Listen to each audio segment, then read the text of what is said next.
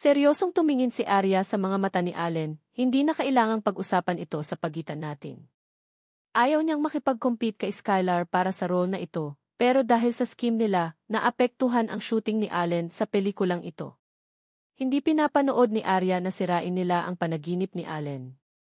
Sa orihinal, ang Skylar's brokerage agency ay may malaki at maliit na saloobin. Naisip nila na kung may sapat na talakayan ang mga tagahanga at netizens, maaaring lokohin ang bagay na ito, ngunit hindi sila bibigyan ng pagkakataon ng dahwa na makatakas sa responsibilidad. Dahil ang sitwasyon ay patuloy na umaasim, ang dahwa at Arya ay ganap na nakontrol ang sitwasyon at tumayo sa mataas na moralidad. Anong klaseng brokerage agency? Anong klaseng artista meron? Hawlog-habo, umupo si Luna sa harap ng telebisyon at pinanood ng live ang artist-director ng brokerage agency ng Skylar na ini-interview. She angrily spat, sinasabi pa rin nila na willing silang makipag-ayos ng mapayapa, si Skylar will continue to act. Iniisip ba talaga nila na sila ang may huling sa isa lahat ng bagay? Ang hindi kumikilos ay siya. Ang patuloy na umaarte ay siya rin. Wala talaga siyang posisyon. Nakakadiri. Gayunpaman, Arya, nabasa mo na ang script sa loob ng 2 oras. Hindi ba kailangan mong magpahinga? At saka, bakit mo hiniling sa akin na tanggihan ang imbitasyon para sa halos 2 buwang pag-advertise at ang imbitasyon sa fashion show para magkaroon ka ng libreng oras?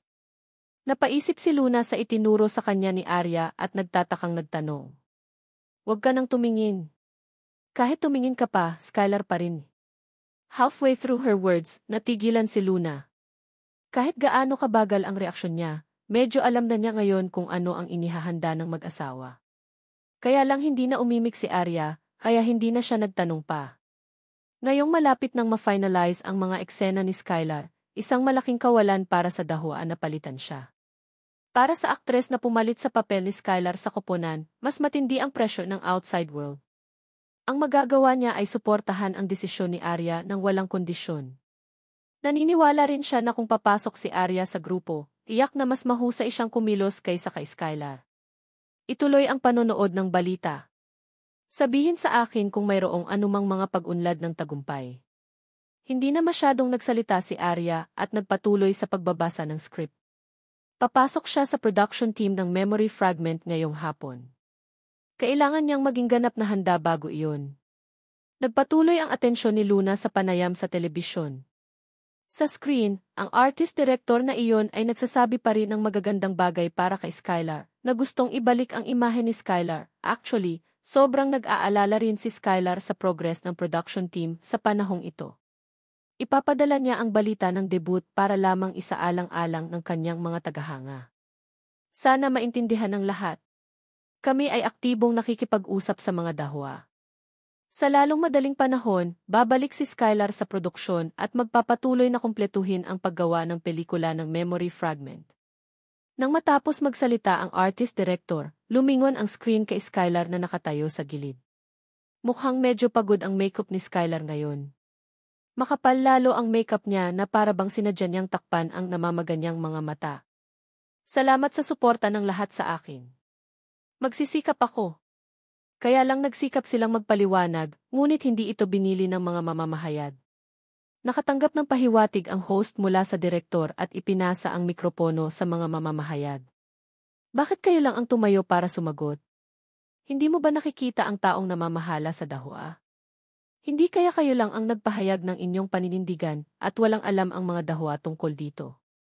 Sinabi na ni Skylar na kung hindi humingi ng tawad sina Dahwa at Arya, titigil na siya sa pag-arte. Ngayong tumalikod na siya at babalik na sana sa filming crew, ano nga ba ang nangyari? Napakapangit ng ekspresyon ni Skylar matapos tanungin ng mga reporter. Pinilit na niyang dumalo sa press conference ngayon.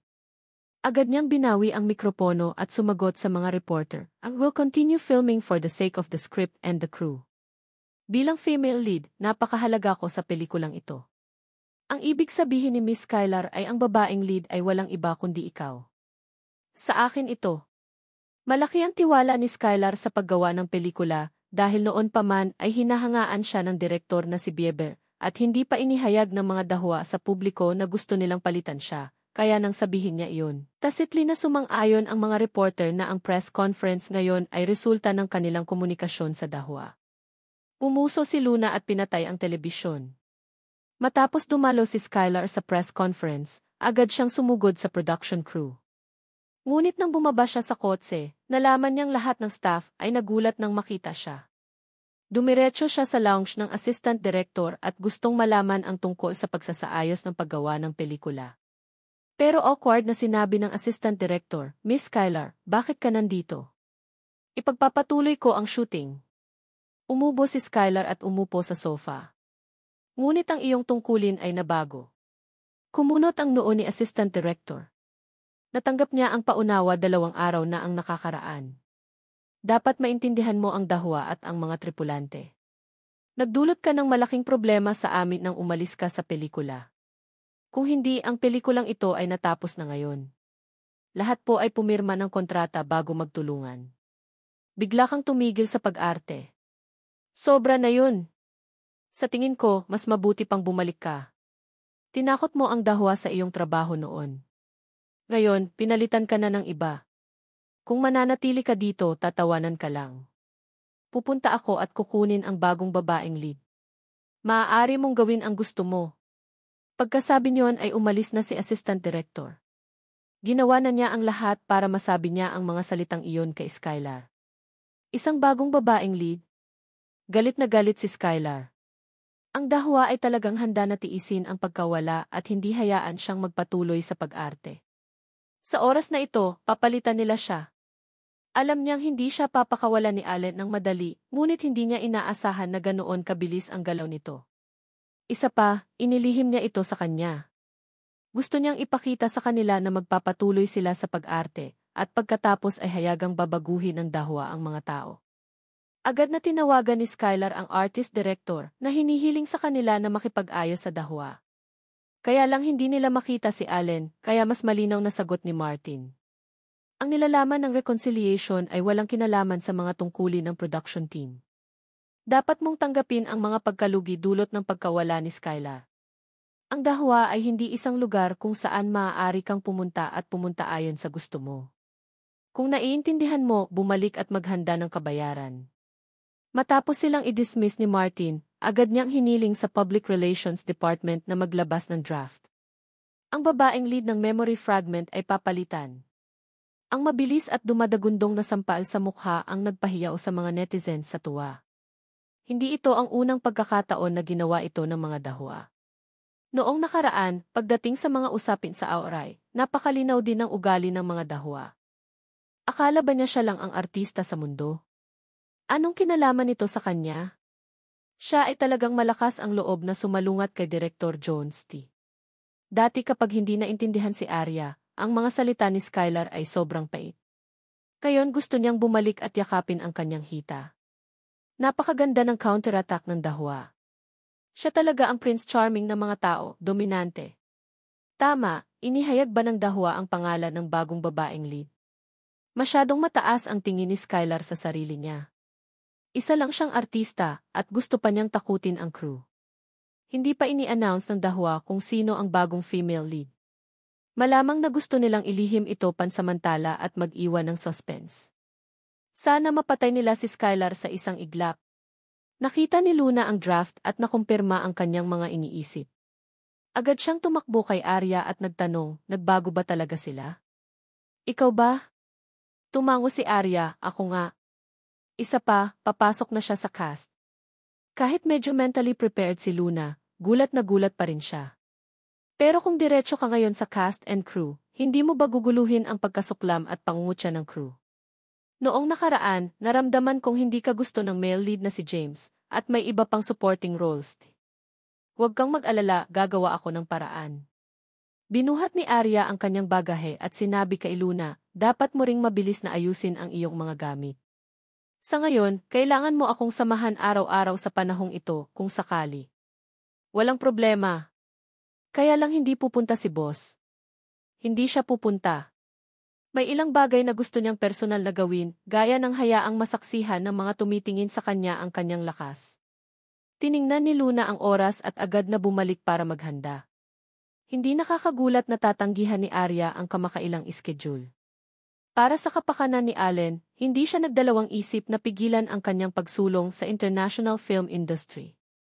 Mas alam niya kaysa sa sinuman kung gaano kahalaga ang pelikulang ito para kay Allen. Gusto niyang kumilos.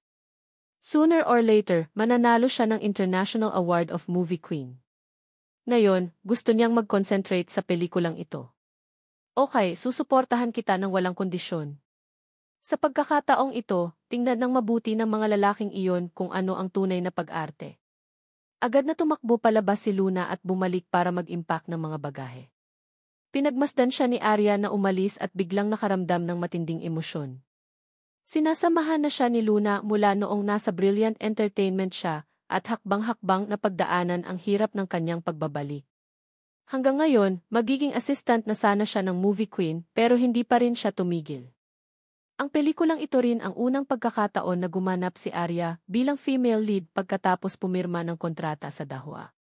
Gaano man kalakas ang pressure, kailangan niyang kumilos ng maayos. Si Arya ba talaga? Sa sandaling ito, si Skylar ay parehong galit at nasasaktan. Ngayon, hiniling sa kanya ni Cassandra na kunin ang kumpletong script ng memory fragment at hindi niya ito makuha. Nasa kamay ni Bieber ang script. Ang nakuha niya ay bahagi lamang ng babaeng lead. Kung hindi, paano ang pagsasama-sama ng kanyang bahagi at ibigay kay Cassandra? Sa ngayon, tila ito lang ang paraan para makatakas siya. Kaya direktang kinontak ni Skylar si Cassandra at sinabing nakuha na niya ang script.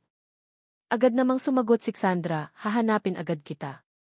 Pagkatapos makuha ang script, kailangan ko pa ring maghanap ng pinakamakapangyarihang editor na magpipintura muli sa aking mukha. Gusto kong mag-shoot ng isang serye sa telebisyon at gumamit ng mga first-string na aktor. Bahala ka. Gusto lang ni Skylar na umalis sa pagsasabwatan na ito. Hindi na malaya ni Cassandra kung gaano kadelikado ang bagay na ito. Alam niyang sinasadyang maghinala si Allen sa kanila, ngunit pakiramdam niya ay hindi naglakas loob na hawakan sila ni Allen. Sa sandaling ito, natagpuan ng mga tauhan ni Cassandra ang hinimatay na si Stanley sa parking lot ng kanyang apartment. Puno ng mga sugat ang kanyang katawan at putol-putol ang kanyang mga paa. Isa pa, magulo ang buhok at magulo ang mukha. Wala siyang pinagkaiba sa isang pulubi. Agad namang kumuha si Cassandra ng magbubuhat kay Stanley nang malaman niya ito. Hindi niya hahayaang mawala ang sinumang maaaring magamit. Makalipas ang ilang oras, dahan-dahang nagising si Stanley. Nang makita niya ng malinaw ang taong nasa harapan niya, nagmamadali siyang bumangon at umalis. Hinawakan siya ng mga kampo ni Cassandra. Kinakabahan ka ba na makita ako? No need to run, hindi ko nahahayaang may matamaan ka ulit. At saka, handa akong kunin ka ulit. Tiningnan siya ni Stanley ng masama. Pagkaraan ng mahabang panahon, sinabi niya, wala akong mapupuntahan. Ayos lang. Magtatayo ako ng bagong studio at magpapatuloy ka sa pagiging punong editor. Napatingin si Cassandra sa ekspresyon ni Stanley. Pero paano ka naging ganito? At nagkataon lang na lumabas ka sa ibaba ng apartment ko. Sa ganitong mga sitwasyon, maaaring mas mabuting pagpipilian para kay Stanley na hanapin si Allen. Napayuko si Stanley nang marinig ang tanong nito. Baka sa kanyang mga mata ang pagbabaka sakaling hindi siya gumawa ng ingay. Dagdag pa sa mga sugat sa katawan, nagbigay ito ng ilusyon kay Cassandra na hindi nangahas si Stanley na hanapin si Allen dahil mas magiging malupit si Allen. Ayon sa work arrangements, dinala ni Arya si Luna sa production team. Ang taong dumating upang tanggapin siya sa oras na ito ay assistant director. Dahil alam niya ang relasyon ni na Arya at Allen, espesyal na inayos ng assistant director ang pinakamagagandang hotel at kwarto. Kaya lang walang pakialam si Arya sa mga bagay na ito. Nang makita siya, diretso niyang sinabi na gusto niyang subukan muna ito. Gayunpaman, naisip ng assistant director na kahit gaano pa kalala ang pag-arte ni Arya, sa pagprotekta sa kanya ni Allen, walang magsasabi ng kahit ano. Sa eksklusibong pangalan ng artista ni Allen, kailangan bang maging seryoso? Kaya lang hindi dumating si Director Jones ngayon. Paano ba naman ito, dadalhin muna kita sa shooting studio? Sa oras na ito, nasaksihan ng lahat sa production team si Arya na sumali sa team. Hinayaan talaga ng presidente ng Dahua ang kanyang girlfriend na maging female lead ng pelikulang ito. Ginawa talaga iyon ni Director Jones. Mukhang tama yung mga reporter. Si Derek Jones ay ganap na nawala sa kanyang isip. Ang malaking production film na ginugol ni Dahua ng 2 taon sa paghahanda ay ginamit para suportahan si Arya. Si Director Jones siguro ay walang pakialam sa kaunting pera na ito, di ba? Para lang mapasaya ang girlfriend niya, di. Kalimutan mo na. Talagang itatapon ko ang sarili ko sa pelikulang ito. Si Arya ay naglalakad sa tabi ng assistant director sa lahat ng oras na ito. Halos narinig na niya ang mga salitang iyon. Bahagya lang siyang sumimangot at hindi nakipagtalo sa mga taong iyon. Lahat magsama-sama. May i-announce ako. John James, punta ka dito sandali. Habang sumisigaw ang assistant director, kinindatan niya si James mula sa isang anggulo na hindi nakikita ni Arya at hiniling sa kanya na bigyang pansin ang kanyang saloobin kay Arya. Lumapit si James na may malamig na ngiti at pinalaki si Arya ng napaka-sarcastic na tingin. Napalitan na ang pinakamaganda. Ngayon ito paano ako kikilos? Ibahin mo rin ako. Maaari kang gumawa ng konklusyon pagkatapos mong panoorin ang aking audition. Kailangan ba yun? Mumuso si James. Sa kanyang mga mata, hindi nagkakamali ang husay ni Skylar sa pag-arte. Napangiti na lamang si Arya nang marinig siya. Sa industriya ng entertainment, pinag-usapan ng lahat ang kanilang trabaho at data. Sa nakalipas na ilang taon, si Arya talaga ay walang anumang mabubuting gawa o parangal. Kamakailan lang ay mga tsismis lang ang nakapaligid sa kanya, kaya naiintindihan naman ni James na sabihin iyon. Huwag kang makipagtalo sa kanya. Sinabi niya lang. Sinubukan ng assistant director ang lahat para pakalmahin ang emosyon ni Arya. Natatakot siyang bumalik ito at magreklamo kay Allen. Nakita ni Arya ang direktor, si Bieber, na dahan-dahang naglalakad. Maligayang pagdating. Sinabi ko sa iyo na kumilos pabalik kaysa. Nagkusa si Bieber na makipagkamay kay Arya at binati siya sa French. Seryosong sinabi ni Arya, gusto kong panoorin ang lahat ang aking audition at pagkatapos ay magpasya kung dapat akong manatili. Kumunot ang noo ni Bieber. Pakiramdam niya ay hindi na kailangan iyon. Sana makuha ang approval ng lahat. Sa ganitong paraan, magiging mas maayos ang shooting. Hindi ito makakaapekto sa pag-usad ng shooting at kalidad ng memory fragment. Napakasinsero ng tono niya. Wala pang 20 minutes nasa cast lang siya kaya niya na kaya. Ang pinakamahalagang bagay ay ang Arya ay may napakahusay na kontrol sa mga karakter sa script. Kaya niyang kontrolin ng husto ang kanyang mga luha. Kung ikukumpara sa mga maliliit na bulaklak na sikat ngayon, ang kanyang pagganap ay maaaring ituring bilang isang aklat-aralin. Hindi gaanong nagsalita si Arya. Tungkol sa kontrol ng script, nakadepende ito sa pag-unawa ng isa. Marahil ay dahil nabasa niya ng mabuti ang script at talagang tinatrato niya ang kanyang sarili bilang pangunahing babae na kaya niyang makiramay at maipakita ang kanyang nararamdaman. Sa pagkakataong ito, napansin na ni Arya si Allen sa likuran ng karamihan. Sinundan ni Direk Bieber ng tingin si Arya at nakita rin niya si Allen.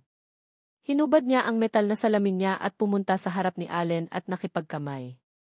Natural siyang artista. Sa hinaharap, gagawa siya ng mas kamanghamanghang mga gawa. Magalang nangiti ang isinagot ni Allen. Pagkatapos, sumilay sa mukha niya ang isang confident na ngiti. Inaasahan niyang sasakupin ni Arya ang lahat ng manonood na nanood sa kanyang paglalaro. Ngunit mag-aalala rin siya sa kanya. Alam niyang magiging ganap na handa si Arya kapag ginawa niya ang lahat. Ngunit sa pagkakataong ito, masyado siyang na-pressure. Pagkatapos ng espesyal na pagsubok na ito, nakita ni Allen ang ibang Arya. Tapos naglakad siya sa harap ni Arya. Sa harap ng lahat, niyakap niya si Arya at nakangiting sinabi sa kanyang tainga, alam kong kaya mo. Sa oras na ito, lahat ng nasa production team ay nabigla. Hindi nila inaasahan na pupunta si Allen dito ng personal para kay Arya at sa katahimik na nagmumuni-muni sa ginawa niya kay Arya. Seryosong tumango si Arya saka siya umalis sa pagkakayakap ni Allen. Sinabi niya sa staff at sa mga aktor na kakapanood lang ng audition, ngayon, nasa inyong lahat na magdesisyon kung aalis ako o mananatili. Hindi naman siguro problema. Ito ay hindi isang problema sa lahat. Hindi ko alam kung ilang pelikula ang matitipid mo para sa drama team kung umarte ka. Nagtawanan ang lahat, pareho sila ng iniisip sa kanilang mga puso. Bagamat sinampal sila sa mukha ni Arya, ang babaeng lead na bumaba sa langit, lahat ay kumbinsido. Sino pa ba ang makakagawa ng ganitong mga kasanayan sa pag-arte? Hindi, dapat sabihin na ito ay isang pagpapakita ng tunay na damdamin na maaaring makaapekto sa puso ng madla. Isa, dalawa. Unti-unting nagtaas ng kamay ang lahat sa audience at nagpahayag ng kanilang pagsang-ayon. Naantig si Arya sa tagpong ito. Ang pagiging kilalanin ng napakaraming tao. Bumulong si Allen sa kanyang tenga, ikaw na ang bahala. Isang hakbang pasulong si Arya at yumuko sa lahat. Hindi ko kinuha itong memory fragment para magnakaw ng papel ng sinuman o para sumikat. Gusto ko lang matupad ang pangarap ng isang tao. At saka, ayokong mabayaran para sa pelikula. Kung mayroong anumang mga problema sa panahon ng pagbaril, mangyaring sabihin sa akin anumang oras. Talagang sincere si Arya. Kung ikukumpara sa taong huminto sa pag-arte para sa isang maliit na bagay at hindi pinansin ang pagsusumikap ng lahat, siya ay mas mahusay. Kahit hilahin siya para iligtas ang eksena ngayon, wala siyang pakialam. Fan niya na ako ngayon. Sana palagi siyang magaling. Tapos siguradong sisikat ang pelikula natin. Ang mga pananao ng mga taong ito ay ang pinakamahusay na paninindigan ni Arya. Sulit ang kanyang mga pagsisikap at napatunayan din nito na tama ang paghatol ni Allen. Masayang tumakbo si Luna at niyakap si Arya, tumatalon at pumalakpak, ang unfair talaga ng Diyos. Binigyan kanya ng napakagandang hitsura at binigyan ka rin ng napakataas na antas ng kakayahan sa pag-arte. Diyos! Alam niyang hindi mabibigo si Arya. Noon man o ngayon, ipinanganak siyang may kaluluwa ng isang artista. Anumang papel ay maaaring gawin siyang mahusay na gumanap. Siyempre, hindi niya maaaring iwanan ang pagganap ngayon at ang naipon na karanasan sa nakalipas na ilang taon. Bilang karagdagan, upang mabasa ang script, naglagay siya ng maraming pagsisikap at maingat na pinag-isipan ang mga karakter. Ang bawat linya ay kailangang kumpletuhin kasama ng kanyang katawan at wika. Ito ay maaaring tinatawag na pag-arte. Parang play lang.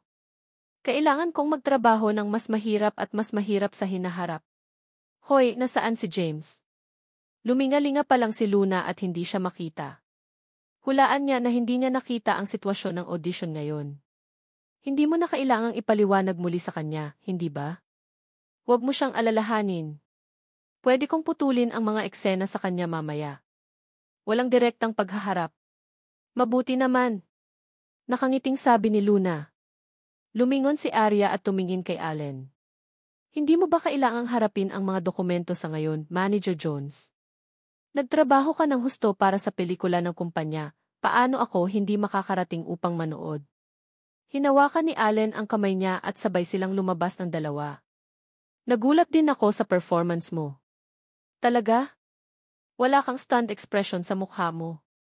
Hinawakan ni Arya ang kamay niya. Actually, you know what I can do kung ito ay upang talunin ang madla o ang crew, wala akong itinago sa harap mo.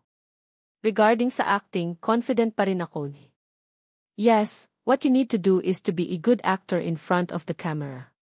Hindi mo na kailangang mag-alala tungkol sa anumang bagay. Tumango si Arya. Sa pag-iisip pabalik sa proseso ng audition, nasasabik siya. Matapos basahin ang script ng napakatagal, sa wakas ay gagampanan na niya ang papel na naintindihan niya. Isa rin itong hamon para sa kanya. Bagaman palihim akong pumasok sa production team ngayon, napakaraming advertisement at imbitasyon mula sa fashion show ang tinanggihan ko. Baka may makapansin. Ako na ang mag-aayos. Inalo ni Allen si Arya, hayaan mong samahan ka ni Luna nitong mga ilang araw. Tawagan mo ako kung may kailangan ka. Tumango si Arya. Kung nandito si Allen, mahihirapan si Arya na sumali sa crew dahil takot ang lahat kay Allen. Naiintindihan ko. Huwag mag-alala tungkol sa pagiging Manager Jones. Kapag kailangan ko ng ahente, kokontakin kita kaagad. Ngumiti si Allen at tumingin sa babaeng nasa harapan niya. Sa kanyang mga mata, nakita niya ang kanyang refleksyon. Kailangan niyang aminin na hindi namamalaya ni Arya ang kanyang puso. Ano ang dapat kong gawin? Wala kang kailangang gawin. Handa akong gawin ito para sa iyo. Ngumiti si Arya at tumingin sa gilid. May mga tao mula sa production team na papasok at palabas. Tinulak niya si Allen na pulang-pula ang mukha. Bumalik ka sa kumpanya dali. Tumango si Allen at hiniling kay Martin na ilabas ang mga kagamitan sa pag-init at merienda na espesyal na inihanda niya. Pupunta ako upang makita ka kaagad kapag mayroon akong oras.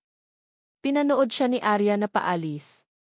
Sa oras na ito, napansin ng mga tao sa production team sa tabi nila ang eksenang ito at sobrang inggit. Swerte talaga si Arya na naging girlfriend ni Director Jones. Kapag kasama niya si Director Jones, sobrang gentle niya talaga. Hindi siya katulad ng malamig na tingin sa balita. At siya ay napakamaalalahanin upang maghanda ng mga kagamitan sa pag-init. Ito ay masyadong matamis. Tumigil ka na sa pagsasalita. Narinig pa niya. Nang lumingon si Arya at dumaan sa kanila, bumungad sa gilid ng kanyang bibig ang isang banayad ng ngiti. Masyadong mabait yan. Mas maganda ito kaysa kay Skylar na lumakad ng nakaharap ang ilong sa langit. Dahil si Arya ang nagkusa na humingi ng audition at matagumpay na ginamit ang kanyang kakayahan sa pag-arte para masakop ang cast, mabilis siyang nakipag-blend sa cast. Bagamat malamig ang itsura niya, magalang siya at magiliw sa mga tauhan. Kumpara kay Skylar na laging nakakalagkad ng oras at parang big shot, mas malakas siya ng 100 beses. Kaya naramdaman ng cast at crew na napakabait niya at mabait. Matapos tumayo si Skylar ng 1 linggo, handa pa rin silang tanggapin ang gulo na ito at pumasok sa crew sa ilalim ng pressure. Dahil huminto na sa pag-arte si Skylar at naantala ang schedule ng crew, kinailangan pang i-restart at i-edit ng editing team ng crew ang mga eksena ni Arya at James. Sa makatuwid, si Arya ay nag-shoot sa gabi sa mga nakaraang araw. Siya at si James ay hindi pa nagkikita noon. Sa isang banda, gaano man purihin ng crew si Arya, walang pag-asa si James para sa kanya. Sa kabilang banda, gusto lang niyang kunan ng maayos ang sarili niyang mga eksena. Tungkol naman sa iba, ayaw niyang pakialaman. Hanggang isang araw nang matapos ang trabaho, nasa gilid ang kanyang assistant na nag-aayos ng script. James, mas relaxed ang mga eksena mo mamaya. Dapat malagpasan mo silang lahat. Dapat ay kakampi ni Arya. Napakahirap ng 2 araw na eksenang ito, lalo na ngayong gabi. Sa kalagitnaan ng kanyang mga salita, napansin niyang nanlamig ang mga mata ni James. Agad niyang tinakpan ang bibig niya, "I'm sorry, James. Paandarin ko na ang sasakyan." "Maghintay." Ibinaba ni James ang thermos at tumayo. Anong eksena ang kinukunan niya ngayong gabi? Ika-negatibo 69 na eksena. Yung eksenang naligaw siya sa bundok at gumulong pababa ng bundok. Mukhang hindi niya kailangan ng kapalit di. Papayag kaya ang girlfriend ng president ng Dahua Group na kunan ng ganoong eksena ang kanyang maselang katawan? Ngumisi si James.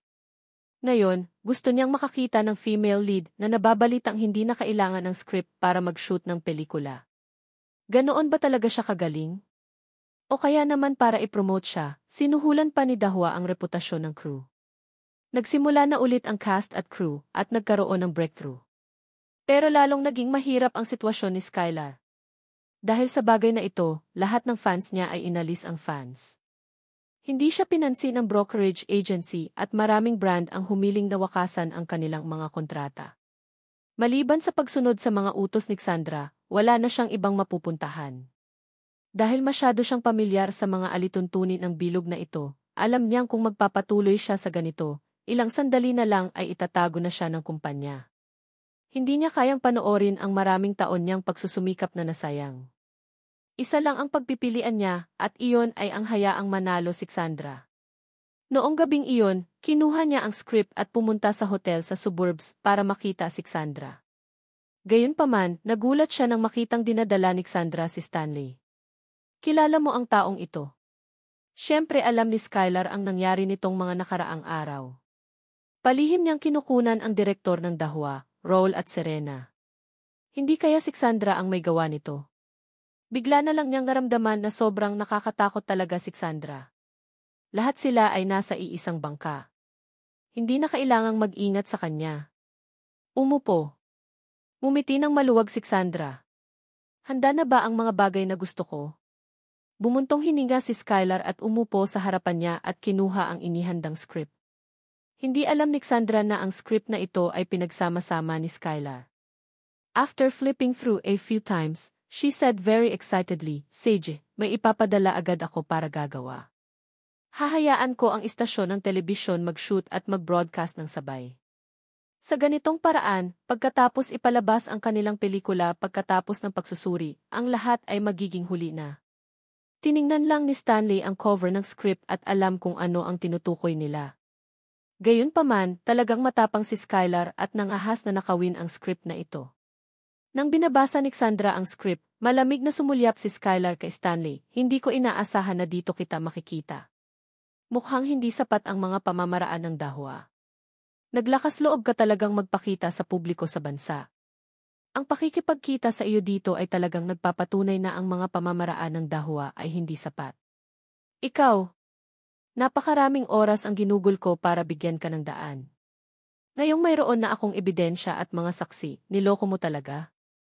Kinuha ni Stanley ang inisyatiba upang ilabas ang usapin ng pag-aaway ng mga tagahanga. Tama na. Hindi na kayanan ni Cassandra ang pagtatalo nilang dalawa. Minaliit ko si Allen. Naisip ko na sa pamamagitan ng panunuhol sa hacker at pag-hack sa account ng fan na iyon, makakagawa ako ng totoong martilyo. Sa huli, mas naging malupit pa siya. Sumandal si Stanley sa upuan at hindi nagsalita. Sa ngayon, ang mga direktor ng Dahua ay hindi nangangahas na tanggapin ang aking tawag. Ang iniisip ko lang ay nagagalit na ako. Kung hindi ka matakaw, gagawin mo ba iyon? Tumayo si Skylar habang nagsasalita, I don't have time to waste with you guys. Tandaan mo ang kasunduan natin. Binigay niya ang script at binitawan siya ni Cassandra. Kinagat ni Cassandra ang kanyang mga labi at mumiti, I will consider it. Pinagmasdan sila ni Stanley na naglalaro ng bugtong at hindi umimik. Dahan-dahan niyang inilagay ang kanang kamay sa bulsa at pinatay ang kamera. Pagkaalis ni Skylar ay umorder si Cassandra ng maraming ulam. Kumain ka na. Napaka-friendly ko sa partner ko. Umaasa ako na maaari kang kumuha ng mas kapaki-pakinabang na mga larawan. Susubukan ko ang aking makakaya. Sa mga oras na ito, malaki ang tiwala ni Cassandra kay Stanley. Pakiramdam niya ay nasa iisang bangka sila at iisa ang kaaway, si Dahua. Nawalan kasi ng workshop si Stanley dahil kay Allen. Natural lang nagalit siya kay Dahua ngayong nahulog siya sa ganitong sitwasyon. Hanggat ginamit niya ito ng husto, hindi siya natatakot na masuwayin si Stanley. Gayunpaman, sa sandaling bumalik si Stanley sa apartment, agad niyang ipinadala ang ebidensya ng kanilang pagkikita kay Roll at sinabi sa kanya ang lahat ng nangyari ngayong gabi, kabilang ang katotohanan na ang script. Nalik na ang plano ni Cassandra. Matapos makita ni Roll ang email, napabuntong hininga siya sa emosyon na gagawin talaga ito ni Stanley. Tila na hanggat nagbago ang kanilang isip, lahat ay nagkaroon ng pagkakataon na magsimulang muli. Pagkatapos niyang isave ang ebidensya, agad siyang sumagot, receive the evidence. Pwede ka nang huminto. May ebidensya si Cassandra para banta si Skylar. Kaya pala masunurin siya. Hindi nakakapagtaka. Inilagay sa maling lugar ang babaeng lead ng pelikulang Dahua, pinilit niyang gawin ang ganoong bagay. Napagtanto ni Roll na gusto ni Stanley na tuluyang maalis ni Allen si Cassandra. Nakuha ko. Magsusumbong ako sa Pangulo. Makakabalik ka na sa photography shop. Pagkatapos ay nagpadala siya ng isa pang mensahe, sa lalong madaling panahon. Iisipin din ni Stanley ang sarili niya. Kapag nag-falling out sina Allen at Sandra, siguradong maghihinala si Cassandra sa kanya. Kaya agad niyang inayos ang mga gamit niya at sinigurado na walang natitira pang ebidensya. Sinabi niya kay Cassandra na mayroon siyang balita na nararapat ituloy at nais niyang palihim na mag-shoot sa loob ng isang panahon. Hindi siya pinaghinalaan ni Cassandra. Sa kabilang banda, nakipag-ugnayan si Roll kina Martin at Allen nang magdamag at ipinadala ang ebidensya sa kanilang mailbox. Dahil napakatalino ng shooting angle ni Stanley, natukoy niya ang pagkakakilanlan ni Cassandra at Skylar mula sa mga larawan at tunog. Pagbabanta kay Skylar natitigil sa pag-arte. Pagnanakaw ng fan account at pagpapadala ng itim na text. Hinihiling sa mga tao na magpanggap na mga tagahanga ni Arya at binugbog ang mga tao. Bilang karagdagan, udyukan si Skylar na nakawin ang script. Lahat ng uri ng ebidensya ay pinagsama-sama at sapat na iyon para mawala ang lahat ng reputasyon ni Cassandra. Dahil tiyak na hindi matitiis ng mga Dahua ang mga taong katulad niya, pagkatapos noon, sumugod si Martin sa Orchid Court Villa at naghintay ng susunod na utos. Masyado talagang makapangyarihan si Madam. Hindi napigilan ni Martin na mapabuntong hininga. Kung hindi dahil sa sinabi ni Madam na gusto niyang tulungan si Stanley noon, wala nang ganoong impormasyon ngayon. May mga tao pala talaga sa mundong ito na makakapagpabukas ng bagong dahon. Although medyo nandidiri pa rin ako sa kanya, ngayon may advantage na kami. President, ano ang susunod nating gagawin? Hatiin ang nilalaman ng video. Nakawin ang script, insidente ng fan, at agawin ang kapangyarihan. Una, gamitin ang bahagi kung saan ninakaw nila ang script para makipag-ayos kay Skylar. Sa tingin ko ay maaaring bigyan niya kami ng isang bagay na kapakipakinabang at pagkatapos ay ipadala ang bahagi tungkol sa pag-agaw ng kapangyarihan sa mga direktor. Huminto si Allen ng 2 segundo at sinabing, ang bahagi tungkol sa insidente ng fan ay ipapalabas sa huli. Sige, gagawin ko agad. Tumango si Martin at sinabing, kailangan niyang mangolekta ng mas maraming ebidensya para mahatulan si Cassandra sa video na ito lamang. Higit pa rito kung isapubliko niya ang lahat ng nilalaman ngayon, maaaring nasa panganib si Stanley. Nasa kamay na nila ang sitwasyon.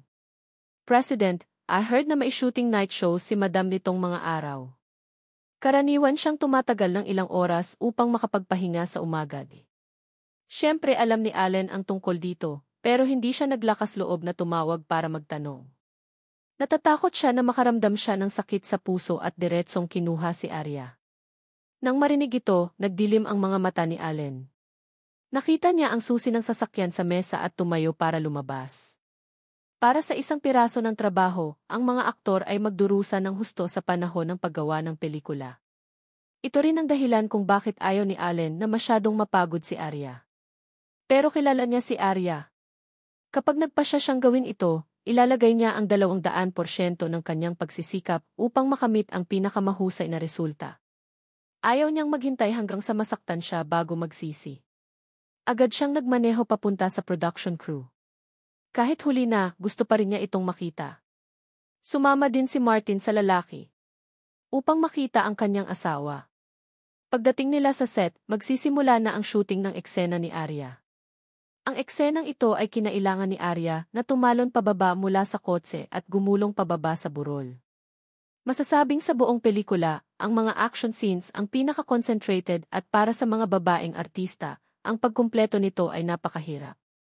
Inaasahan ni Bieber na gagamit si Arya ng kapalit na aktor sa paggawa ng pelikula at pagkatapos ay gumamit ng malapitang mukha para i-edit ang eksena. Gayunpaman, tinanggihan ni Arya ang mungkahi na ito, gusto kong subukan. Kung hindi, pagkatapos ay gumamit ng isang kapalit. Tumingin siya sa perpektong senaryo. Kung gumamit siya ng isang editing scene, ito ay palaging kulang sa pagpapatuloy ng eksena. Sa totoo lang, ginamit na niya ang kanyang lakas para masakop ang cast at si Allen ang kanyang suportado. Hindi niya kailangang maging seryoso at responsable sa lahat. Napakadelikado, ngunit pinilit niyang umakyat sa entablado. Sa oras na ito, naalala ng lahat ang ekspresyon ni Arya noong siya ay sumali pa lamang sa koponan. Sobrang determinado niya. Hindi siya naparito para iligtas ang eksena, kundi para kumilos. Ano man ang iniisip ng lahat sa kanya pagkatapos ng audition, magpapatuloy siya sa parehong paraan mula simula hanggang katapusan. Ganito ang ugali ni Arya. Lumapit si James kasama ang kanyang assistant at nagkataong narinig niya ang usapan ng staff. Hindi kailangan ni Arya ng kapalit. Sarcastic niyang tawa.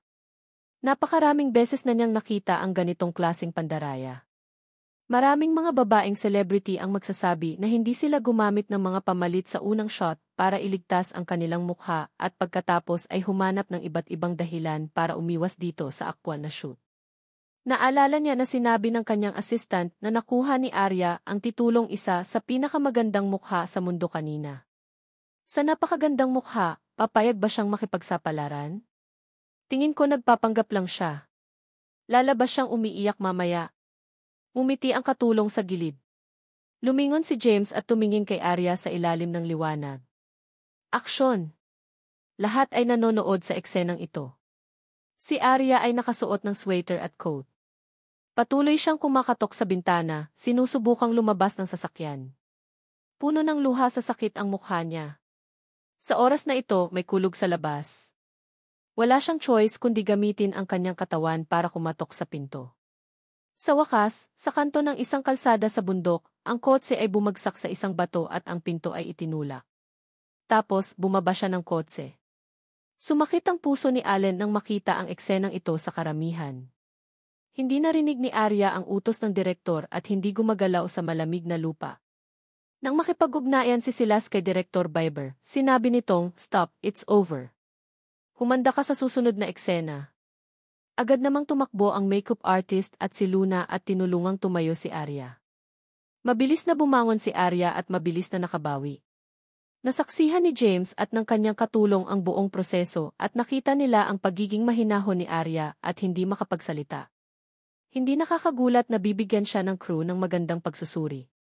Hindi nakakagulat na ang inaasahang linggo ng paggawa ng pelikula ay natapos sa loob ng 4 na araw. Sa pagkakataong iyon, lubos na nabigla si James sa liwanag sa katawan ni Arya. Kahit si Skylar. Hindi maikukumpara si Skylar sa kanya. Bilang isang kasamahan, malinaw sa kanya na gusto niyang maimpluwensyahan ang kontrol ng madla sa pagganap. Ito pala ay talagang isang tao na maaaring gawin ito ng perpekto ng sabay-sabay. At saka, hindi niya talaga dinala ang script. Totoo ba ito? Sa buong proseso ng paggawa ng pelikula, inalagaan ni Arya ang kamera at ipinakita rin ang kanyang pag-unawa sa karakter. James, wala akong nakikitang mga bagay, di ba? Kinurot ng katulong ang sarili para patunayan na hindi siya nananaginip. Natahimik si James. Nakita ko ang audition niya. Hindi ko ini-expect na maganda ang kanyang pag-arte in both indoors and outdoors. Napansin ni James ang putik at dumi sa damit ni Arya. Wala siyang pakialam dito. Hindi siya kamukha ng ibang female stars noong inaayos niya ang kanyang makeup. Hindi siya nagpapanggap, ngunit talagang wala siyang pakialam. May video ba ng audition niya? Tanong ni James. Naalala kong may nag-post nito sa grupo. Hindi ko talaga alam na kaya niya hanggang ngayon dahil sa talent niya. Hindi niya kailangang gumamit ng script at hindi rin niya kailangang uyain ang mga linya. Instead, she really treated her as someone in the movie. Sa ganoong paraan, maaari siyang maging komportable. Hindi ko lang alam kung makakausap niya ng maayos ang supporting characters kung umarte siya sa isang hand-to-hand show. Bihira lang si James na sigurado sa husay ng isang tao sa pag-arte. Matapos mapanood ang eksenang ito, hindi na niya itinanggi si James. Sa oras na ito, lumakad si Allen sa karamihan at pumasok sa dressing room. Pagkatapos, nag-squat siya sa harap ni Arya at tinulungan itong mag-ayos ng sapatos at palda. Tiningnan ni Luna ang makeup artist at agad na umatras ng tahimik, nag-iwan ng oras para sa kanilang dalawa. Gabi na, bakit ka nandito? Ibinaba ni Allen ang kanyang ulo at sinabi sa malamig na boses, "I regret letting you act now." Gusto pa niyang huminto si Arya sa bawat segundo. Tumigil siya sandali at tumayo para hawakan ang kamay niya. Kung alam kong mangyayari ito, hindi ko sana di. Umiti si Arya at tumagilid ang ulo at yumakap sa kanya, pero ginagawa ko ang dapat kong gawin. Sobrang na-enjoy ko ang prosesong ito.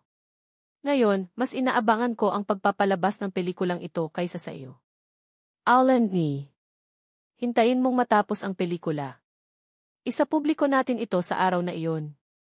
Nang marinig ang suhestyon ni Arya, mas naging malalim ang mga mata ni Allen. Dahan-dahan niyang niyakap si Arya ng mahigpit at bumulong sa kanyang tenga, "Okay. Basta kung ano ang gusto mo, gagawin ko para sa'yo." Hindi ito nasabi ng malakas ni Allen bagkus ay itinago ito sa kanyang puso. Sinamahan niya si Arya na magpalit ng damit at saka bumalik sa hotel na inayos ng production team. Espesyal siyang naghanda ng hapunan para kay Arya, ngunit upang mapangasiwaan ang kanyang figura, kumain lamang si Arya ng kaunti. Pagkatapos noon ay sabay silang naligo at humiga sa malaking kama. Anong oras ka magsushoot bukas? 5:00. Natulog si Arya sa kanyang mga bisig at nakatulala na sumagot. Kung ganoon ay matulog ka na. Bahagyang ginalaw ni Allen ang kanyang braso para mas maging komportable siya. Subconsciously nilapitan siya ni Arya. Sa kanyang pagtulog, ibinulong niya ang kanyang pangalan, "Allen, miss na kita." "Ako rin." Tahimik na sagot ni Allen. Sinuri niya ang mga binti at braso ni Arya upang matiyak na hindi siya nasaktan. Nakahinga siya ng maluwag at tahimik na tumayo. Dahil ngayon lang niya nasaksihan ng sarili niyang mga mata ang shooting process, naawa talaga siya dito. Kinaumagahan, binuksan ni Arya ang kanyang mga mata at hindi sinasadyang hinawakan ang katabi niya. Gayunpaman, natuklasan niya na ang kumot doon ay napakalamig. Bumangon siya at hinanap si Allen sa kwarto. Nakita niya itong nakatayo sa tabi ng bintana ng sala at nakatalikod sa kanya. Sinuot ni Arya ang kanyang pajama at naglakad. Niyakap siya nito mula sa likuran. Anong mali? Kilalang-kilala niya si Allen. Sa oras na ito, kung hindi siya nagtatampo, ano ang ginagawa niya? Hindi kita naprotektahan ng mabuti. Hindi ko hinayaang mahalin mo ang iyong katawan. Mali ang ginawa ko. Matagal bago kumalma si Allen. Sa huli, nagpasya siyang ilagay ang kaligtasan kay Arya. Nakita ni Arya ang kanyang ekspresyon at natigilan. Ginamit ba niya ang pamamaraang ito para makonsensya siya? Biglang tumaas ang masamang puso ng lalaking ito. Nabasa ko na ang script. Ito lang ang eksenang nangangailangan ng aksyon. Hindi ko ito gagawin sa hinaharap, mahinang saad ni Arya. Ngunit sa sumunod na segundo, napagtanto niya na halos alas 8 na. May eksena pa akong alas 5 di. Ako ang manager mo. Nakipag-ayos na ako dito. Nakausap ko na si Bieber at assistant director. Magsisimula kang mag-shoot ngayong hapon. Sa hinaharap, hindi mo kailangang alalahanin ang tungkol sa pagkikita ni James sa iyo. Hindi kita hahayaang maghintay ng ganoon katagal para mag-shoot ng night scene. Ito ba ay itinuturing na gumagawa ng isang bagay para sa personal na pakinabang? Hinawakan ni Allen ang pisngi niyang walang magawa. Naaawa ako sa iyo. Kung mayroon kang isang magandang pahinga, maaari kang pumunta upang panoorin James shoot, magpalipas ng oras, at matuto ng isang bagay. Kamusta na kaya si Sandra? Haharapin ko ang mga problemang iyon. Ayaw ni Allen na magambala si Arya. Masyado siyang pagod. Kung may pagkakataon, sasabihin niya sa kanya ang tungkol kay Stanley ng detalyado. Tumango si Arya. Pagkatapos ng almusal, sabay silang pumunta sa set. Nang makita ng staff si Allen ay magalang silang bumati sa kanya. Ito ang presidente ng Dahua Group, ang kanilang malaking sponsor. Si Allen ay kasing lamig ng dati. May mukha siyang hindi papayag na makapasok ang mga estranghero. Magiging magiliw siya kay Arya dahil mahal niya ito, ngunit siya rin ang Chief Executive Officer ng Dahua. Ito ay isang katotohanan na hinding-hindi magbabago. Nag-inarte si James sa isang eksena kung saan nakipagtalo siya ng malakas sa doktor dahil matibay ang kanyang paniniwala na gagaling ang babaeng lead sa kanyang sakit. Hinila ni James ang kanyang pantalon gamit ang kanyang mga kamay at sinipa ang flower pot sa tabi ng kanyang mga paa. Ang kanyang galit ay hindi lamang ipinapakita sa mga salita, kundi pati na rin sa kanyang katawan. Sa huli, marahas niyang tinitigan ang doktor. Papatunayan ko sa iyo. Hindi kita hahayaang sumuko sa pagpapagamot sa kanya. Sa pelikulang ito, bagamat walang malinaw na linya ng pag-ibig ang lalaki at babae na lead, napakahalaga ng role ni James sa paglaki ng babaeng lead. Kung hindi dahil sa kanya, malamang ay naging baliw na ang babaeng lead sa buong buhay niya. Karapat-dapat niya ang pag-arte ni James na tawaging movie king. Bawat tingin sa kanyang mga mata ay maaaring maging kapalit ng mga tao sa balangkas. Ito ang pinakamatagumpay na bahagi ng isang aktor. Pasa, sigaw ni Assistant Director. Isinuot ni James ang jacket na dala ng kanyang assistant at naglakad sa gilid ng kamera. Gusto niyang makausap ang direktor tungkol sa eksenang ito. Hindi niya pinalampas si Arya na nanonood sa eksena sa hindi kalayuan. Pagkatapos nito, sinabi niya sa katulong, hilingan si Arya na lumapit. Anong problema, James? Medyo kinabahan ang assistant. Natatakot na baka atakihin ni James si Arya sa mga oras na ito dahil nasa tabi ni Arya si Director Jones. Pumunta ka. Nanlamig ang mukha ni James. Tumango ang katulong. Pupunta ako ngayon. Huwag kang magalit. Pagkatapos, tumakbo ang katulong kay Allen at sinabi ang intensyon ni James. Pagkatingin ni Allen kay James mula sa malayo, pumayag na siyang pakawalan si Arya. Hindi alam ni Arya ang iniisip ni James. Siya ang taong hindi mataas ang tingin sa kanya bilang bagong babaeng lead. Bakit niya siya hinanap ngayon? Naglalakad lang siya papunta sa gilid ni James nang makita niyang naglabas ito ng libro na maraming beses na niyang binasa. Ito ay isang libro na ibinigay sa akin ng isa sa aking mga guro. Ito ay tungkol sa pag-arte at pagsasanay sa iyong mga kasanayan sa pag-arte. Baka kailanganin mo. Binibigyan mo ako. Aaminin ko na hindi kita masyadong inisip noon. Akala ko isa ka lang babaeng bida na umaasa sa hype para makarating sa taas. Pero ngayon, kinikilala ko na isa kang tunay na artista. Umaasa ako na maaari kang bumuo ng mas mahusay at mas mahusay sa kalsadang ito. Ang entertainment industry ay hindi dapat maging isang quagmire para sa mga celebrity na ay hype up ang kanilang mga larawan. Gusto niyang makakita ng mas makapangyarihang aktor sa screen. Dahil lang dito, mataas ang tingin niya kay Arya. I only agree with your attitude towards work, not your acting. Malayo ka pa niyan. Salamat. Umiti si Arya at tumingin sa libro. Bumalik ka ngayon. Ayokong isipin ng iba na kakainin kita. Napatingin si Arya sa walang ekspresyon na mukha ni James at tumalikod para maglakad pabalik. Maaaring ito ang paraan niya, ang hari ng pelikula, sa paghawak ng mga bagay. Nais lamang niyang ilagay ang lahat ng kanyang lakas sa pelikula at halos nahuhumaling dito. Tutulungan lamang niya ang mga mahilig sa pag-arte. Binuhat ni Arya ang libro pabalik sa gilid ni Allen.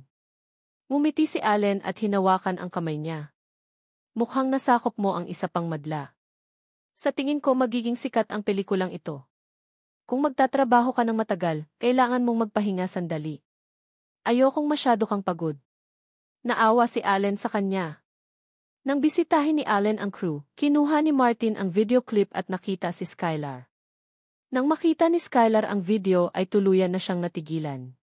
Minamaliit niya ang bilis ng paghihiganti ng dahwa. Sinira nito ang kanyang karera sa pag-arte at ang kanyang buong buhay. Pinikit ni Martin ang kanyang mga mata at dahan-dahang sinabi, dapat mong malaman na may parusa para sa paglabag sa kontrata kapag pumirma sa kontrata. Hindi na mailalarawan na maputla ang mukha ni Skylar. Ito ay halos walang dugo.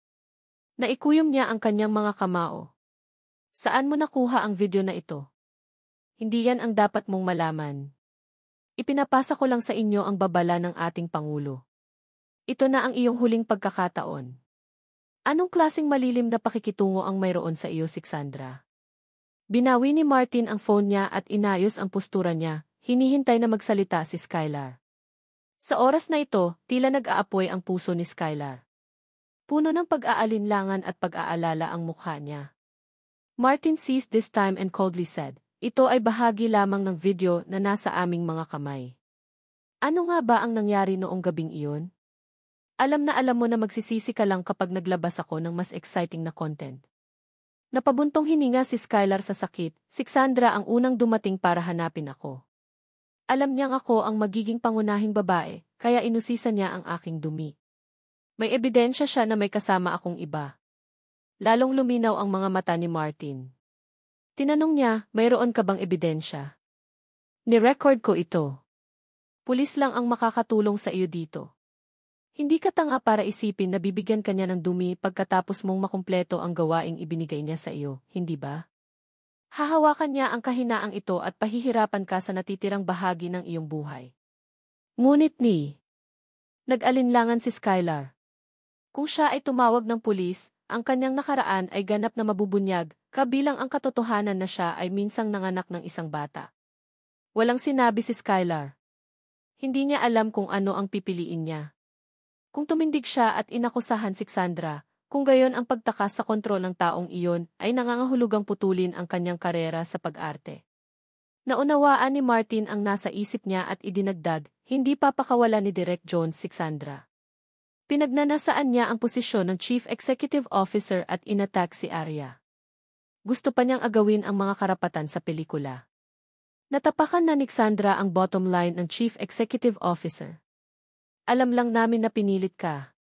Gusto ka naming bigyan ng paraan para maiwasan mong sirain ang pelikula kasama siya. Pagkasabi nito ay tumayo na si Martin at naghanda ng umalis. Sa oras na ito, tinawag siya ni Skylar na may humihikbi na boses, makikipagtulungan ako sa iyo. Pero sana ay huwag mong ilantad ang aking bagay.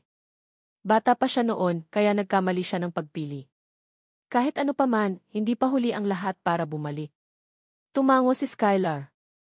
Kinuha niya ang phone niya at tinawagan ang assistant niya. Pagkatapos, sabay silang pumunta sa pulis. Ibinigay niya ang recording sa mga pulis at sinabi sa kanila na hindi lang kinokontrol ni Sandra ang kanyang sikreto at pinagbantaan siya, kundi inagaw din niya ang kanyang anak sa labas. Pagbabanta at pagkidnap. Agad namang nag-ayos ng kaso ang mga pulis at inimbestigahan ang sinabi ni Skylar. Pagkatapos, sinimulan nilang imbestigahan si Sandra. Sa oras na ito, hindi alam ni Sandra ang nangyari at nag-iimbita ng ilang artista sa kanyang opisina para pag-usapan ang script. Nang pumasok ang mga pulis, lumalaban pa rin si Sandra kahit nakontrolado na siya. Ang nag-iisang anak na babae ng Senior Director Biggs ng Dahua Corporation ay pinaghihinalaang inaresto. Iniulat ng ilang media ang insidenteng ito sa unang posibleng sandali. Pagkatapos, ang ilang mga tao ay nag-isip. Siya ba ay isang adik sa droga? Pagkatapos, inihayag ng Board of Directors ng Dahua na si Sandra ay imbestigahan ngayon. Kaugnay ito ng insidente ng pagbugbog ng fans.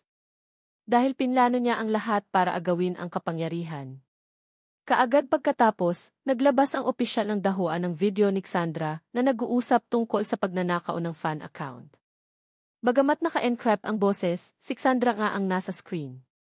Personal niyang inamin na siya ang nanunuhol sa hacker, nagpanggap na fan ni Arya, nangagalit sa mga tao sa internet, nagkalat ng chismis, at nambubugbog ng mga tao. Ang mga taong gumawa ng mga bagay na ito ay tinanggap niya at hindi ng mga tagahanga ni Arya. Ang katotohanan ng eksenang ito ay nahayag sa wakas. Kahit na ang bagay ay malapit nang makalimutan ng lahat, ang ebidensya ng Dahua sa oras na ito ay nabigla sa lahat. Tunay na puno ng pagsasabwatan ang entertainment circle. Tapos, sinabi ng netizens na nagkataong sumulpot si Skylar malapit sa police station at baka may kinalaman ang insidenteng ito kay Skylar. In order to protect her privacy, kontrolado siya ni Sandra at nasa kamay din ni Sandra ang anak niya. Sa ganitong paraan, walang sinisi si Skylar. Ginawa lang niya ang dapat gawin ng isang ina para protektahan ang kanyang anak mula sa kapahamakan. Ang mundong ito ay napuno na ng kadiliman. Bakit gustong saktan ni Sandra ang mga anak ng ibang tao para sa kapangyarihan at katayuan? Nagpatuloy ang pag-ferment ng sitwasyon. Sinabi rin ni Sandra sa pulis ang lahat. Agad na pumunta ang brokerage agency ni Skylar para sunduin ang bata at naghanda na magsagawa ng press conference para humingi ng paumanhin sa publiko para linawin ang lahat. Ito ang pinakamagandang solusyon. Ayon sa mga tagaloob, ang ama ni Sandra na si Director Biggs ay pumunta sa kumpanya para makiusap kay Allen. Gayunpaman, tinanggihan siya at nakatanggap lamang ng tugon. Noong gusto kitang kausapin, hindi mo ako nakita. Sinayang mo ang pagkakataon. Nanghihinayang lang si Direk Biggs. Hinanap niyang muli ang kanyang mga kaibigan at kasamahan upang iligtas ang kanyang anak na babae. Gayunpaman, napakalaki ng bagay na walang nangahas na tulungan siya. Sa oras na ito, napakasaya ng mga tagahanga ni Arya na sa wakas ay nalutas na ang usapin. Kaya lang parang ang tagal na nilang hindi nagkita ni Arya. Napakaraming fashion show at red carpet na regalo kamakailan, ngunit wala sa mga organizer ang nag-imbita kay Arya. Lumabas na lahat ang mga artista ng Dahua, kasama si Serena, na katatapos lang ng shooting. Pero paano si Arya? Agad na pumunta ang fans sa personal page ni Allen at nag-iwan ng mensahe na nagtatanong tungkol sa kanilang pinakamamahal na idolo, ngunit wala silang natanggap na sagot. Sandali lang. Siguradong hindi na itutuloy ni Skylar ang shooting ng pelikulang iyon ngayon. Hindi itinigil ni Dahua ang pelikula. Si Arya kaya ang bagong female lead. Ang Dahua ay hindi kailanman nagbigay ng pangalan at impormasyon ng babaeng lead. Posible yan.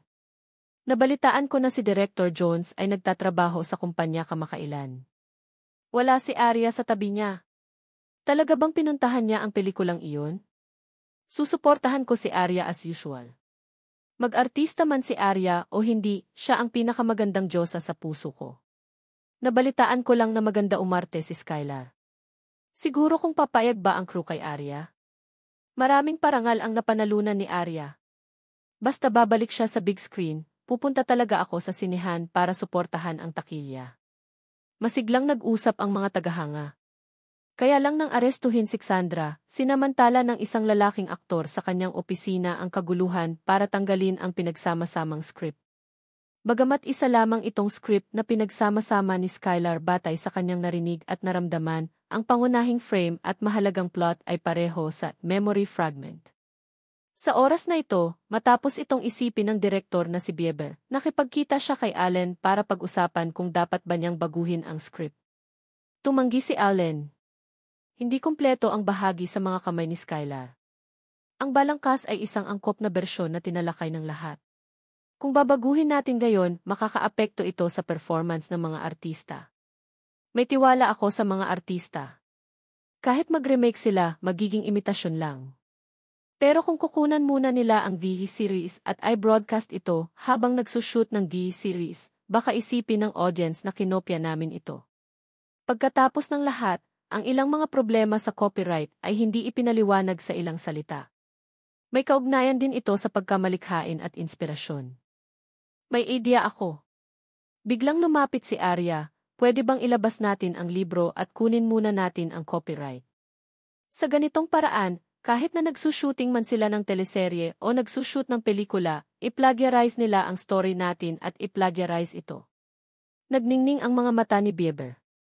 Pinalakpakan niya ang kanyang mga kamay at sinabi, sa tingin ko ay maaari nating subukan ang pamamaraang ito.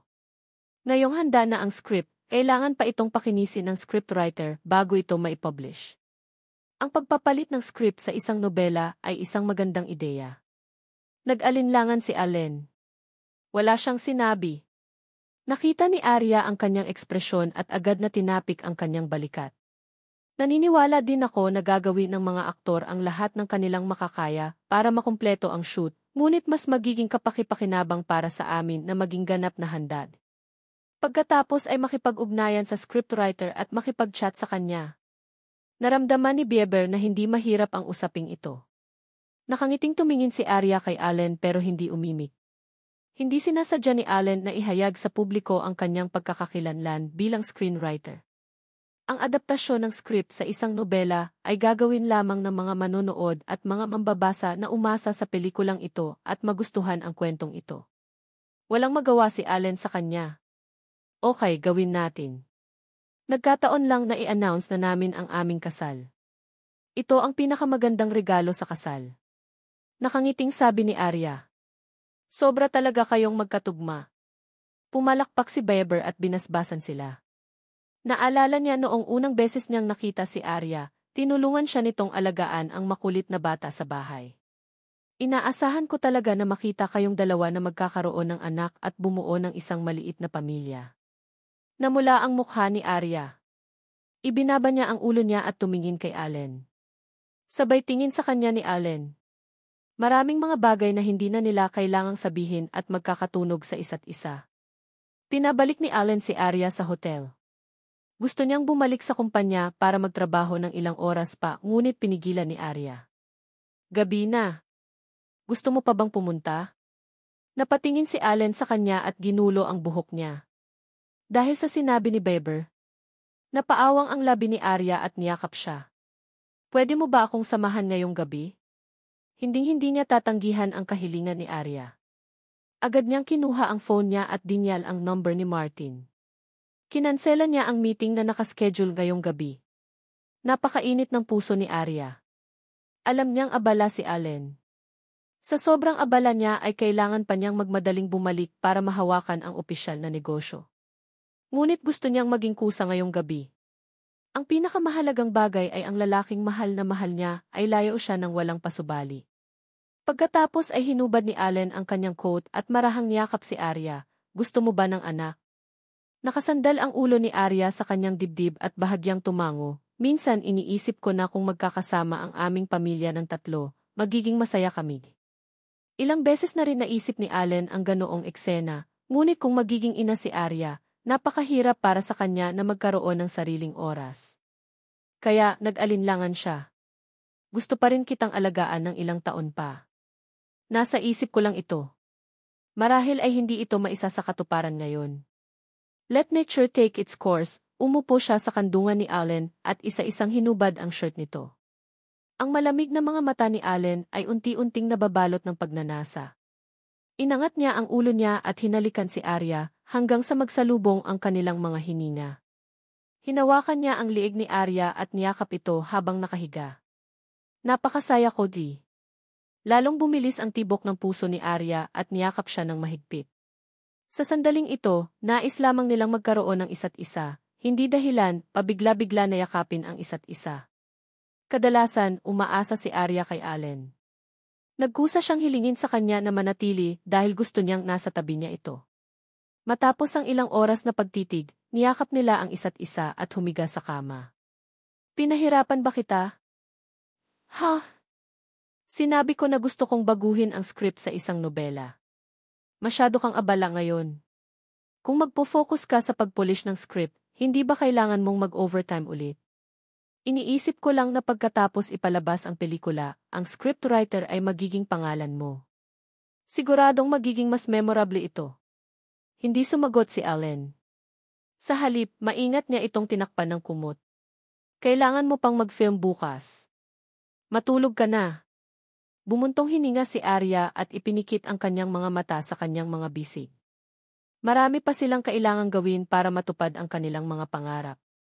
Ilang sandali pa ay umupo si Allen.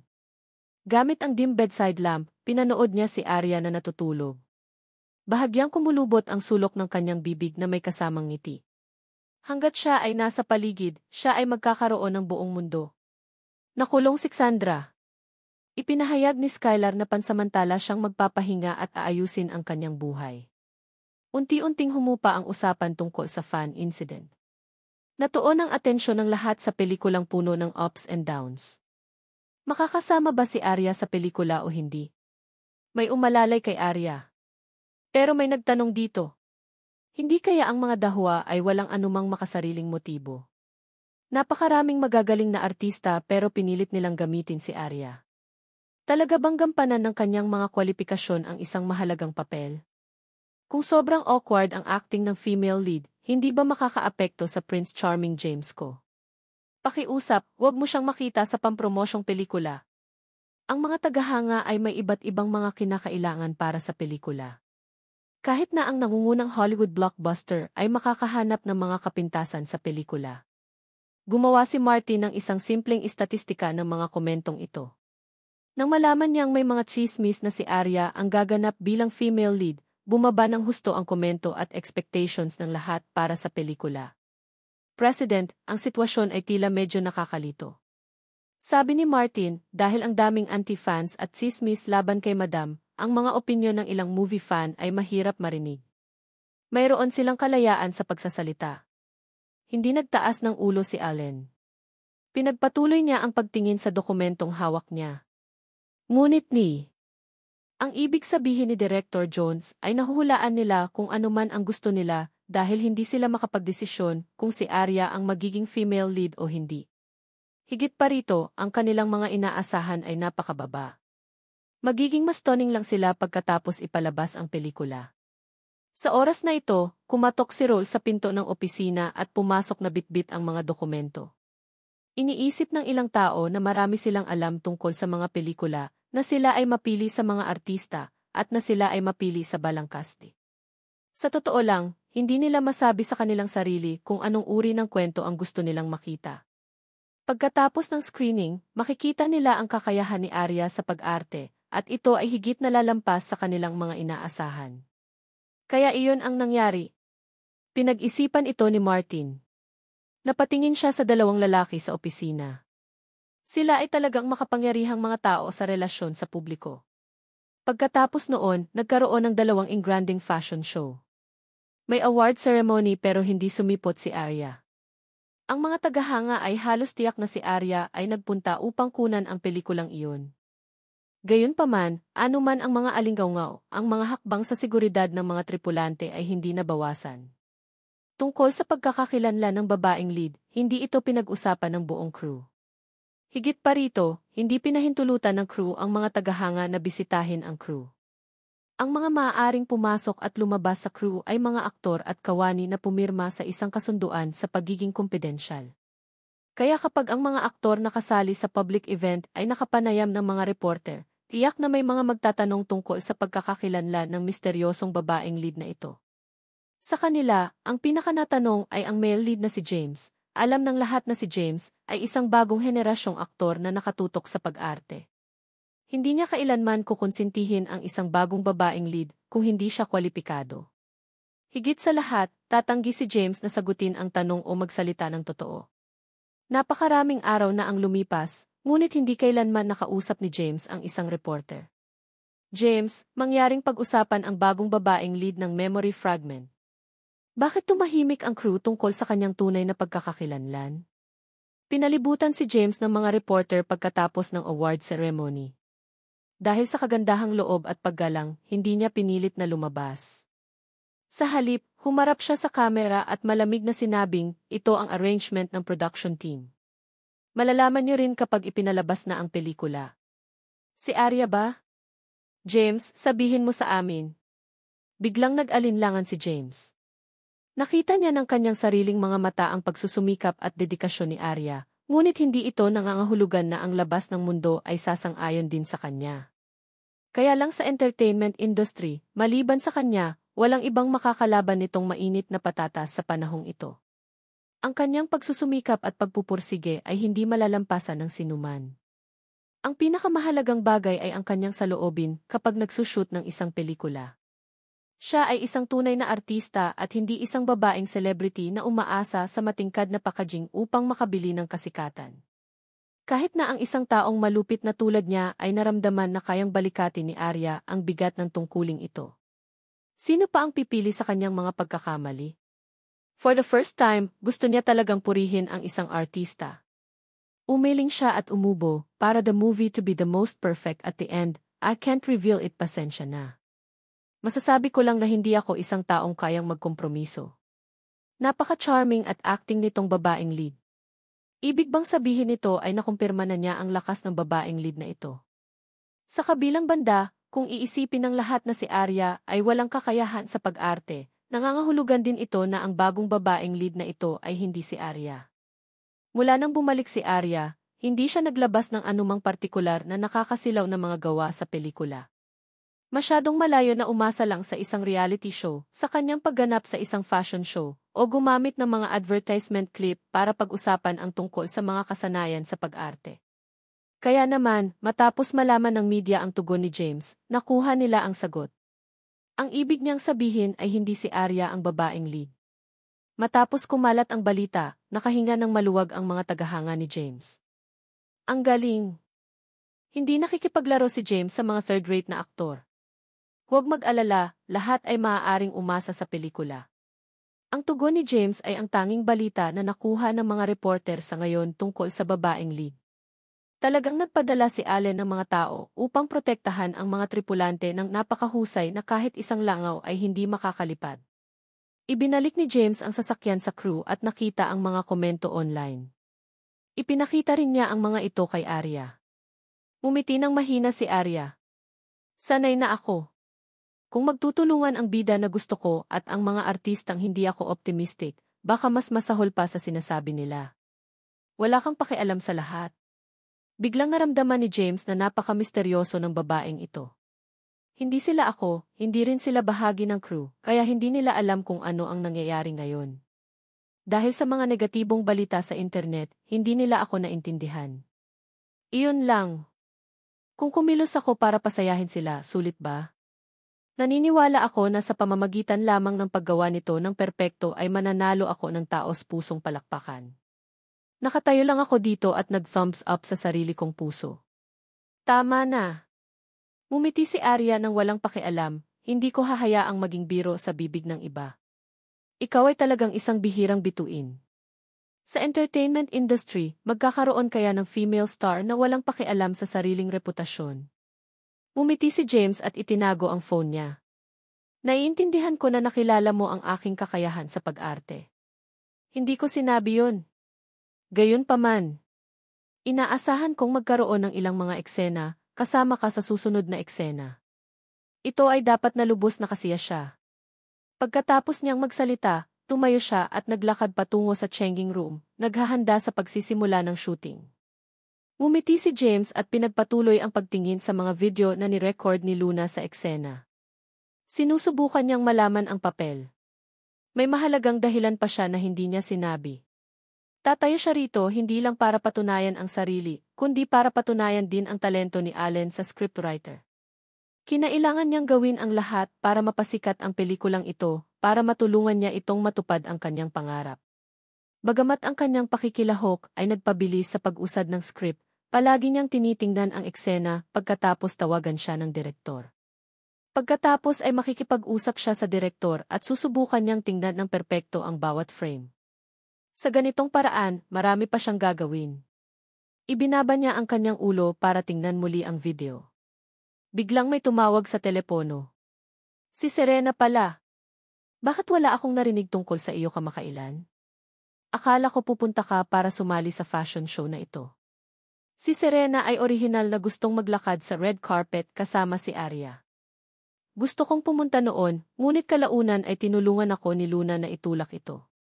Bakit pakiramdam ko isang buwan ka na ring nawala? Hindi kaya nahulaan ka na talaga ng netizens at nagpapelikula ka? Hindi ito itinago ni Arya sa kanya.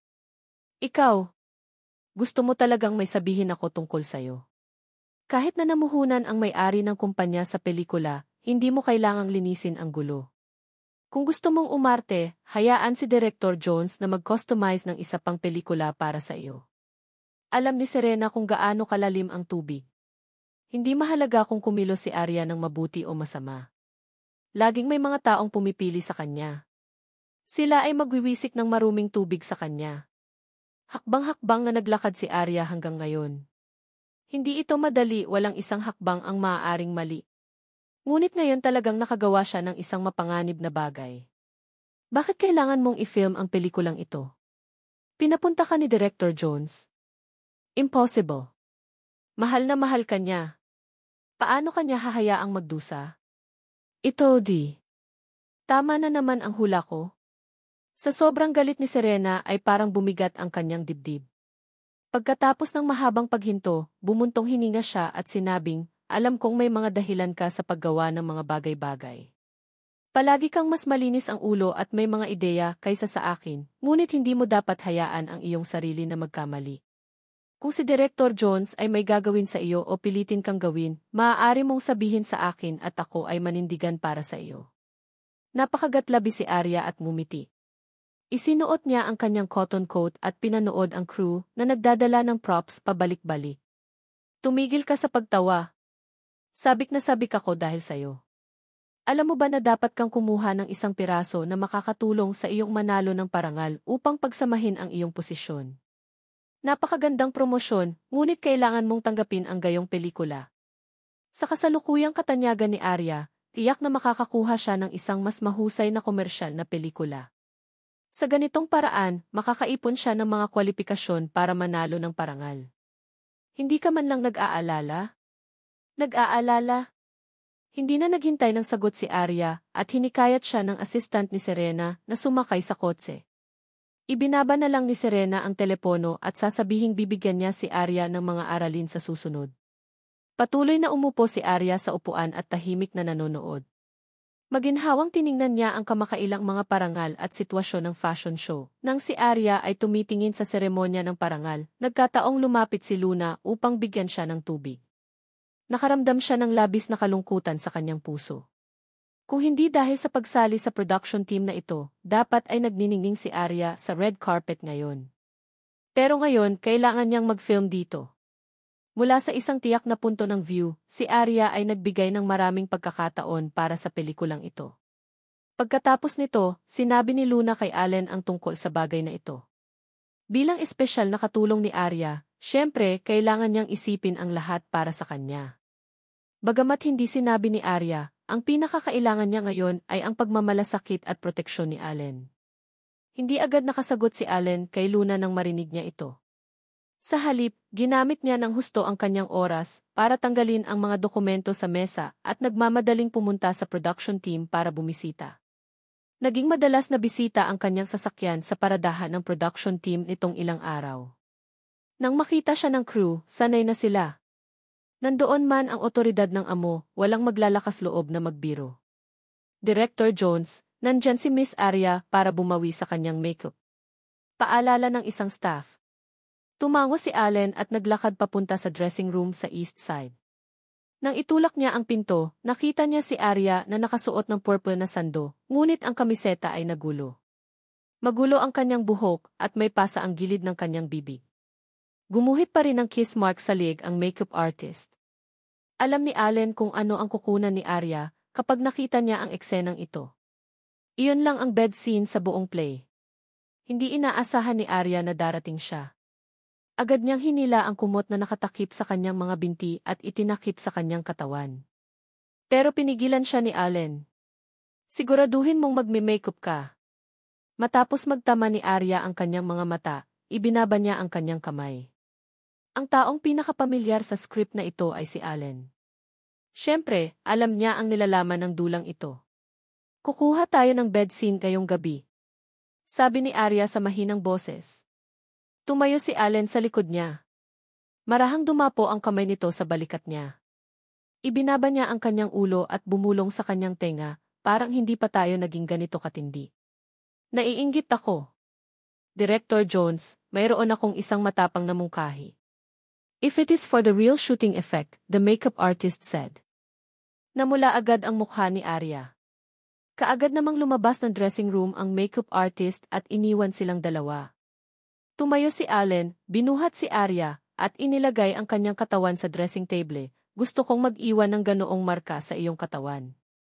With that, hinalikan niya ang leg at collarbone ni Arya. Pilit niyang iniwan ang kanyang marka sa kanyang balat. Pagkatapos nito, tiningnan niya ang epekto na nilikha niya ng may kasiyahan. Hinila niya ang putol na buhok sa likod ng tenga ni Arya at sinabing, para sa akin, isuko ang award at ang fashion show. Hindi lang para sa'yo. Dahil din sa akin. Para sa sarili kong kapakanan, Allen. Wala akong nararamdamang panghihinayang. Alam ni Arya ang gustong sabihin ni Allen. Napangiti siya. Sa totoo lang, medyo nakaramdam ako ng panghihinayang sa simula, pero naisip ko. Tungkol dito ng maingat ngayon. Mas marami akong natutunan sa production. Ito ang lugar kung saan ako makakapagpalaki ng husto. Marahil ay kailangan niya ng higit pang mga parangal upang magpatuloy, ngunit gusto niyang lumakad ng mas matatag. Hindi ko hahayaang mahulog ang isang superstar, at hindi ko hahayaang mamatay ang babae ko para sa akin.